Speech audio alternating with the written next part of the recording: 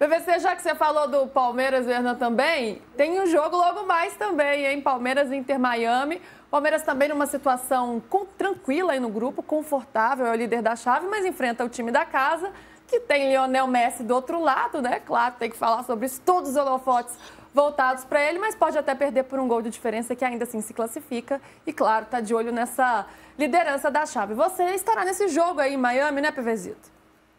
Sim, daqui a pouquinho. Vou acabar o programa, vou começar a ver o Botafogo no primeiro tempo, e no final do primeiro tempo, vamos embora para o estádio para não pegar trânsito. Tá bem difícil chegar lá. O jogo mais fácil, incrível, né? O maior público aqui foi Bayern e Borussia, foi Bayern e Boca, mas o segundo maior público foi Real Madrid e Al Hilal, e foi o jogo mais fácil de chegar. O torcedor do Real Madrid chegou muito em cima do laço, muito em cima da hora. Bayern e Boca foi um caos para chegar, então nós vamos chegar muito cedo, sair daqui 3h30, 15 para as 4, vendo o jogo no carro do Botafogo, para chegar no estádio e poder escrever sobre isso, e vamos chegar cedo lá. Ontem estivemos no Hard Rock Stadium. Eu vou contar os bastidores depois, a gente quase ficou preso, quase teve que dormir uma noite no estádio outro dia. Depois eu conto por quê. E ontem eu estava no estádio para as entrevistas coletivas do Abel Ferreira e do Javier Mascherano, que até brincou comigo, porque ele falou a questão do Corinthians ser maior que o Palmeiras, e eu brinquei com ele sobre os cartões amarelos, acabou que a gente vê. Foram boas as do Javier Mascherano quanto do Abel Ferreira. O PV, deixa eu te perguntar, a sensação que eu tenho aqui acompanhando assim, no visual, nas redes sociais, a questão da torcida. A torcida dos grandes europeus, tipo Real Madrid, Bayern e tal, é muita gente local que veste a camisa dos times grandes europeus e vai torcer, tipo Catar, que os caras vestem a camisa da Argentina e Brasil e você vai ver, é tudo Qatari. Ou não? Ou é a sensação que eu tenho aqui? Porque eu sei que tem flamenguista pra caramba, palmeirense pra caramba, fluminense, botafoguense, que é a galera que viajou mesmo pra ir. Mas tem muito torcedor local que veste a camisa dos grandes europeus. Tem tanto europeu assim lá, né? É a sensação que eu tenho. Não. É isso. Tem muito público latino, Hernan. Tem muito latino que mora aqui em Miami. Como eu vi todos os jogos em Miami, os 4 jogos até agora, e hoje é Palmeiras, Inter Miami, e na quarta-feira Fluminense e Mamelodi, é muito público latino que se veste de Madrid, mas assim, de Real Madrid. Mas a torcida, no caso do Real Madrid, diferente do Bayern, a torcida do Real Madrid gritava Madrid, Madrid, Madrid. Tinha hora que você parecia que estava no Bernabéu nesse sentido, até porque o Bernabéu não é o estádio mais caliente do planeta, o estádio mais quente do planeta. Então tinha muito latino gritando o nome do Real Madrid, porque são públicos de venezuelanos, colombianos, brasileiros, argentinos, que gostam muito de futebol e que vão assistir o jogo e que tem a marca do Real Madrid, que torce para o Real Madrid por causa do Vinícius Júnior, por causa do Mbappé, que não está jogando, que estava doente. Então é esse tipo de público. O Bayern não tinha barulho. Não tinha barulho da torcida do Bayern, tinha barulho da torcida do Boca, gigantesco, a torcida mais espetacular daqui. Em segundo lugar, eu acho que é do Palmeiras. São as 2 torcidas mais fortes aqui na Flórida, principalmente. Nos Estados Unidos, de um modo geral, mas na Flórida especialmente. O Bayern não tinha barulho, mas quando saía gol do Bayern, tinha um pedaço do estádio que gritava e você via as camisas vermelhas se levantando. Público local. E o Mundial continua tendo a mesma impressão. A Copa do Mundo de Clubes vive do público latino, que mora aqui ou que veio de fora. É a percepção que a gente tem daqui. PVC, claro, lá em loco consegue trazer isso muito, muito bem pra gente. E até lá toca o hino da Champions, hein, Hernanzito? Não para. Não, o telefone dele não para. Depois ele conta quem é que tá passando informação, notícia pra ele, a notícia chegando. Hernan, falando desse jogo do Palmeiras logo mais, é um jogo que talvez esteja menos, não sei se quente é a palavra, do que Botafogo e Atlético de Madrid, pela necessidade que o Atlético de Madrid tem de fazer saldo e de vencer por 3 gols, né, para ter uma montanha para escalar. Por outro lado, esse Palmeiras e Inter, um empate já dá bom para os dois. Mas é um time da casa, é um time que tem Messi, é um time que pode pregar peças aí pro Palmeiras? Eu não consigo ver os 2 times jogando e aquele jogo de compadre, ou casado solteiro, tocando de lado, futebol siri. Eu acho que eles vão com o intuito de vencer e querer ficar em primeiro. Mesmo porque, dependendo da combinação, é até aquela situação de você fugir de um adversário mais difícil, né? Então, assim, não consigo ver o Messi jogando 40%, 50%. Eu vejo o Messi querendo ganhar do Brasil, porque aí acho que entra a rivalidade Argentina e Brasil, muito mais do que, obviamente, Inter, Miami e Palmeiras. Eu vejo o Javier Mascherano pela rivalidade, ele já deu uma esquentada na pergunta do PVC ontem na coletiva, falando, dando a alfinetada por ele ter jogado no Corinthians, a alfinetada no Palmeiras. Então esses caras não vão entrar mansinho aqui, fazer o jogo de compadre, 1-1 para cada lado, vão fazer a festa das torcidas e classificar aqui juntos. Vamos dar a mão e tá tudo lindo. Não vai ter essa. Acho que o jogo vai ser, inclusive, pegado, não vai ter essa. Messi e Gustavo Gomes vivem duelando em jogos de eliminatórias e é sempre Paraguai e Argentina, é jogo pegado, é pancada toda hora. Então, assim, não consigo ver. Mesma coisa com os uruguaios da seleção que jogam no Palmeiras. Então, não consigo ver um jogo assim tranquilo. Acho que vai ser um jogo bem pegado e eu espero um jogo pegado e eu espero um jogo movimentado. Jogo pegado, PVC, e que a gente pode esperar da postura do Palmeiras nessa partida? Ontem foi um dia cheio de coisas. A gente foi pro centro de treinamento do Inter Miami de manhã e tinha Alba, Allen e Maximiliano Falcão, zagueiro que foi do Colo-Colo, que jogou Libertadores muito. O Falcão usou uma expressão que desde sábado é melhor não usar, mas ele usou na boca dele. Ele falou, vai ser uma guerra. E eu perguntei para ele como é que... Melhor não falar de guerra, né? Estamos em guerra. Sim. Né? Ele não está em guerra, mas o dono bar deu um soco na cara do cara e depois falou que não quer briga. O Falcão falou, vai ser guerra. E depois eu perguntei para ele como é que é a experiência de Libertadores, um time que tem tantos sul-americanos, mas tantos sul-americanos que jogaram muito mais tempo na Europa, como o Messi, tem espanhóis, como Busquets, como Alba. O Alba pode ser titular hoje. Como é que a experiência de quem jogou Libertadores, o Falcão jogou pelo Colo-Colo, pesa nisso? Ele falou, a gente vai saber que é um jogo vai disputar todas as bolas, vai até o final, vai cada dividida, vai ter que ser assim. E ninguém está falando sobre não ganhar o jogo. Todo mundo está falando sobre ser o primeiro colocado do grupo. O Abel falou ontem sobre ser primeiro colocado do grupo, o Mascherano falou sobre ser primeiro colocado do grupo. É esse o cenário, é disso que está se falando. O Messi não falou, mas o Messi e o Suárez, o comportamento deles é muito parecido em todos os treinos. Eles são os últimos a entrar no campo, sempre juntos, sempre lado a lado. Sempre correm no final da fila. Parece ética de jogador, né? O craque sempre vem por último. Os dois entram juntos.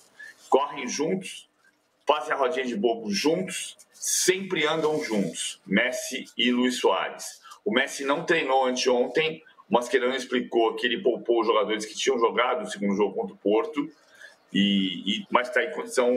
Ele, no treino está sempre muito mais leve que os outros, muito mais leve no sentido de... Parece que está dando migué, sabe? Está correndo lento, está mais devagar. Ele vai fazer 38 anos amanhã. E se disse aqui que Palmeiras quer dar um regalo de cumple. Seria vacações para ele e para toda a sua família, pero...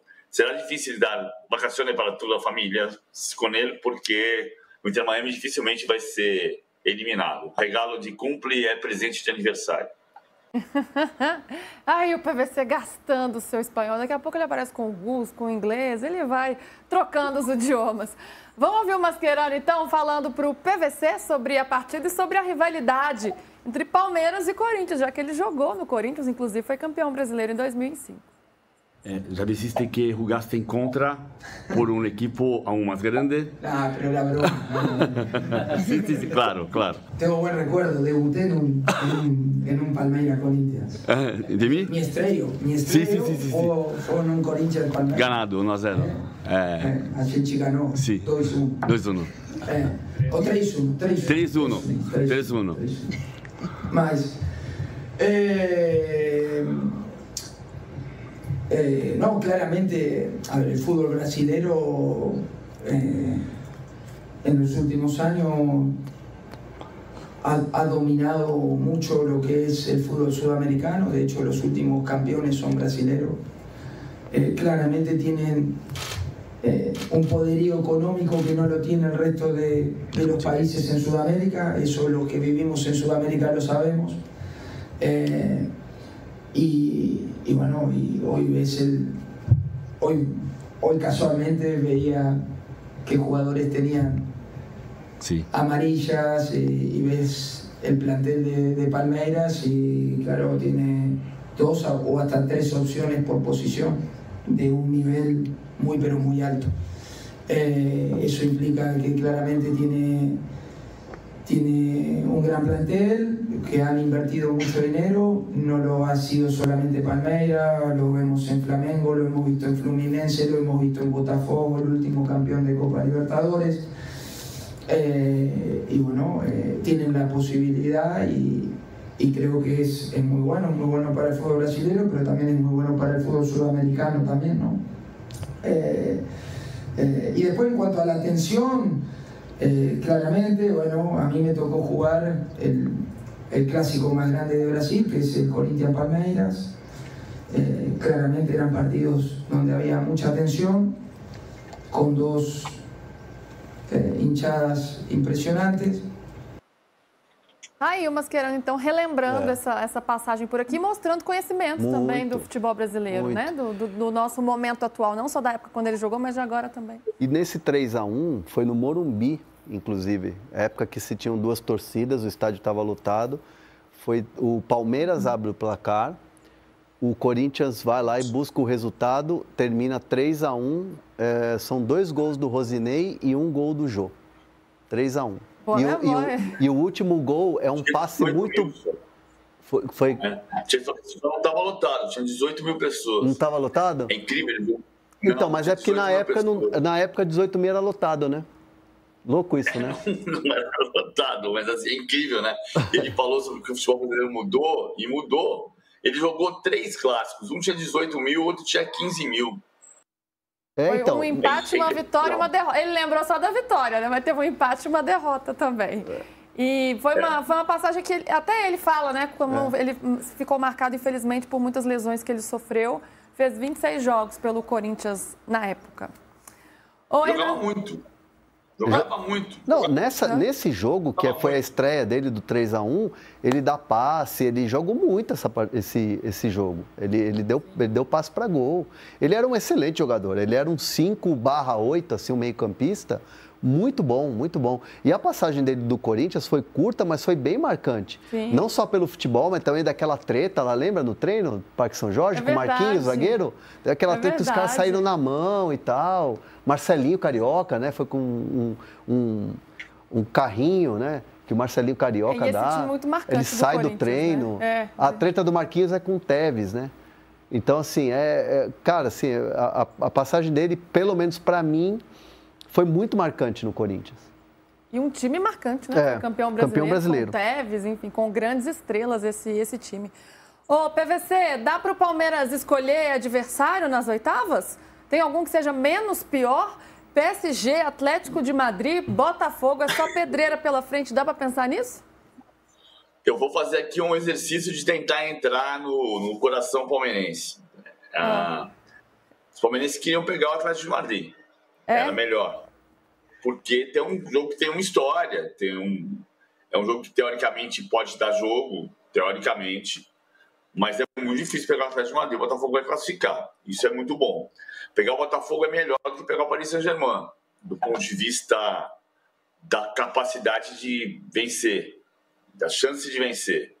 Por outro lado, ser eliminado pelo Botafogo de novo, nenhum palmeirense vai gostar. Perder para o Paris Saint-Germain de 1-0 é péssimo, mas é melhor que perder de goleada. Mas perder de 1-0, você volta para casa mais cedo. E a lógica, se der Palmeiras e Paris Saint-Germain, é o Paris Saint-Germain eliminar o Palmeiras. A lógica é essa. Pode ser diferente? Claro que pode ser diferente. Mas a lógica é o Paris Saint-Germain eliminar o Palmeiras. E o Palmeiras vai tentar ser primeiro colocado. O Abel ontem foi perguntado sobre como vai ser para enfrentar Paris Saint-Germain, a Real Madrid, Manchester City, confrontos que podem acontecer. Ele falou, eu quero enfrentá-los Eu quero estar aqui para jogar. É lógico. Você quer passar. O Palmeiras não vai escolher adversário. O Palmeiras vai tentar ganhar o jogo. E a pergunta é se vai conseguir ganhar o jogo, porque o jogo não vai ser fácil. Não vai ser fácil. Aliás, o Abel tá bem solto, né? Tá bem tranquilo, tá numa vibe ali. Ele tá curtindo o Mundial, né? Muito, né? Ele passa essa sensação mesmo. Isso é importante. Você tem mais até condição de falar sobre isso do que eu, Luísa. Apesar de eu estar aqui, você tá aí. Por causa daquela pessoa que eu conversei ontem, que eu encontrei ontem aqui, uma pessoa que você gosta muito. Eu já estou pensando onde é que ele vai chegar. Não, as pessoas que estão em Greensboro, relataram a volta de um ambiente que não existe depois da pandemia. Você tinha, no começo da cobertura, só tinha Lance, ESPN e Rede Globo nos treinos. Então eram 3 repórteres que tinham um tratamento absolutamente cordial. Você abria 15 minutos em Greensboro para os treinos e ficava 50. E aí você viu o João Martins dando treino, depois vindo na beira e falando assim, vamos explicar para vocês o que nós vamos fazer. O dia -2 nós vamos treinar a defesa, o dia -1 nós treinamos o ataque, o dia anterior ao jogo a gente treina a bola parada. Explicando tintim por tintim e vendo os treinos. Os repórteres estavam vendo os treinos, o que é muito valioso. Muito valioso. Toda a informação é importante quando você assiste a um treino. E isso tinha deixado de acontecer, isso deixou de acontecer na pandemia e nunca mais voltou. O jornalista não é inimigo de jogador, tem uma privacidade que os jogadores precisam ter no treino tático, estou de acordo. O trabalho do jogador é treinar e o do jornalista é descobrir o que ele treinou.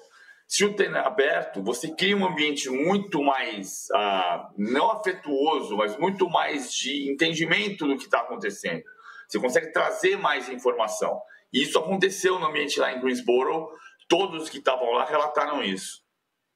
Eu também ouvi isso, PVC, dessa proximidade maior, desse acesso maior, claro, até um certo ponto, né? Não tirando a privacidade, como você colocou, dos jogadores, do Abel também, mas esse acesso é importante para trazer as informações e análises mais aprofundadas, né? Você analisa com mais conhecimento de causa quando você tem esse acesso. E também de uma relação muito amistosa. Muitas vezes, né, o Abel ele tem essa relação um pouco mais distante em relação à imprensa, às vezes até um pouco ríspido em algumas coletivas, mas um clima mais próximo, assim, não tanto eles contra nós, nós contra eles. Isso é bem legal de acompanhar. Mostra esse clima leve que o Palmeiras está vivendo também, e o Hernando deve estar acompanhando também, falando com a galera por lá. Não, sim, e assim, é um lado do Abel que quem conhece o Abel sabe que ele é assim, né? A gente ouve muito assim, você precisa conhecer o Abel como ele é fora daquela coisa da mesa da coletiva. Fora da entrevista, o Abel é completamente diferente. E eu uso muito o exemplo do Muricy, né? O Muricy cansou de dar patada na imprensa e quando você conhece o Muricy, eu trabalhei com o Muricy, viajei muito com o Muricy, tive o privilégio de dividir jantares assim com o Muricy, conversar muito com ele.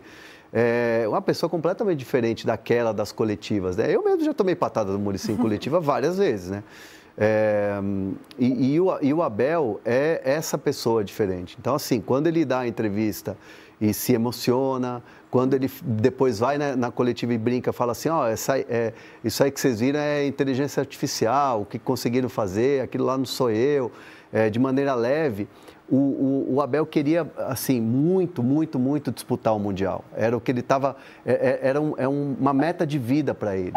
E, assim, chegar no Palmeiras, onde ele chegou, onde ele foi construindo, a maneira que ele chega no Palmeiras, campeão, sendo visto por adversários, como o Messi disse. O que o Messi falou do Palmeiras foi motivo de muito orgulho para o Abel. Um dos maiores times do mundo. Então, é o Palmeiras do Abel que chegou no Mundial. E o Abel queria muito disputar esse Mundial. Colocou como meta disputar o Mundial pelo Palmeiras. Então, ele está muito leve lá. Ele está lá, assim, tipo, desfrutando mesmo, sorrindo. E isso acabou também contaminando a questão da relação dele com a imprensa. Que ele foi mais leve, ele deu uma entrevista, ele se emocionou, as coletivas são tranquilas. Isso vai ser diferente quando ele voltar à rotina no Brasil, que tiver calendário apertado, jogo a cada 2, 3 dias, derrota em Libertadores, derrota em Brasileiro, perguntas que ele vai se incomodar. Vai ser diferente? Vai ser igual, quer dizer, do que está sendo no Mundial? Não sei responder, talvez não, mas é importante para o Abel mostrar esse lado que ninguém conhece ou que poucas pessoas conhecem, para se entender que ali também existe um ser humano, não é só o treinador sisudo ali que gosta de dar pancada e que sabe que muitas vezes erra. Claro, isso acaba contribuindo para que ele se aproxime mais das pessoas, claro, né? Do público, não só do palmeirense. O palmeirense já é apaixonado por ele, isso aí, né? Não tem nem como. Sim. E ele mais próximo também, tirando a camisa, dando para o torcedor, postando, vendo a torcida se manifestando lá e exaltando isso. Enfim, tá numa vibe legal. PVC, vamos falar desse time do Palmeiras? Aníbal Moreno ainda se... O que é isso, PVC? Uma coisa. Isso aqui é como eu vou ver o jogo do Botafogo no carro. Ah, tá. Achei que era o radinho de pilha. Vou botar pra carregar. É um gatonete, PVC? O que é isso? Não, é um hotspot. É fazer internet para rotear o sinal e ter internet no carro. Andando. Logo de cara achei que era o estetoscópio. Estetoscópio. Doutor PVC. Para ver como é que tá a saúde do PVC. O PVC, falando desse time, Aníbal Moreno ainda se recupera de um edema na coxa, né? Então está fora. O que é uma notícia muito lamentada, porque ele fez 2 ótimos jogos até agora no Mundial de Clubes. Emi Martínez no lugar dele, no meio de campo a gente imagina Maurício jogando, Veiga ficando fora nesse momento. E uma disputa no ataque também, né? Flaco Lopes está aí mostrando suas cartas. Fica com a vaga para uma partida como essa, diante do Inter Miami, você imagina? Eu acho que é o Flaco. Você sabe que o Palmeiras teve 37 partidas esse ano e 37 formações diferentes. E hoje vai ser a 38ª formação diferente. Porque o Aníbal está fora e provavelmente o Flaco começa a partida. O Flaco é artilheiro do time no ano.